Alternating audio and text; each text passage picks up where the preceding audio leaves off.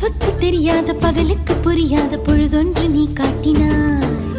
இதயத்தில் நீ இருப்பதனால் நான் தூங்கும் நேரத்தில் என்னுள்ளே தூங்காமல் நெஞ்சுக்குள் வாயாடினாய்.